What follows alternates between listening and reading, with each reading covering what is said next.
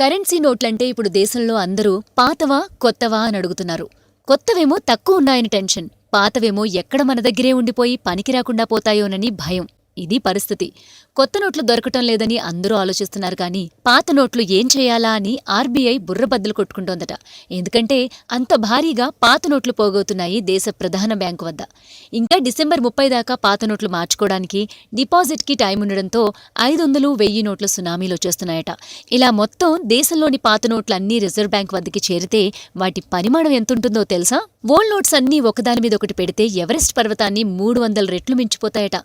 లెంగ్తే కాదు, విడ్త్ కూడా అంతే, దిమ్మ తిరిగిపోయేలా ఉంది. పాత నోట్లు ఒకదాని పక్కన ఒకటి పేర్చుకుంటూ పోతే భూమికి చంద్రుడికి మధ్య దూరాన్ని 5 సార్లు కొలవచ్చుట. ఇంత భారీగా పాత పచ్చనోట్లు పోగవనున్నాయి. మరి వాటిని ఏం చేస్తారు? మొత్తం ప్రపంచ కరెన్సీలో మన నోట్ల శాతం 1.5 అయితే చైనా ముద్రించే నోట్లు పక్కన పెడితే ప్రపంచంలో మనవే 75% నోట్లు మనవేనట. అంతగా ముద్రించిన అత్యంత ఖరీదైన పచ్చ కాగితాలు ఇప్పుడు సమాధవనున్నాయి. ఆర్బీఐ వెనక్కొచ్చేసిన పాత నోట్లని పాతరేసే ఛాన్స్ ఉంది. అది కాకపోతే కాల్చేస్తారు. ఊరికి ధ్వంసం చేయడం వద్దనుకుంటే పెద్ద పెద్ద పరిశ్రమలకి చెల్లని పెద్ద నోట్లు పిడకల్లా తరలిస్తారు.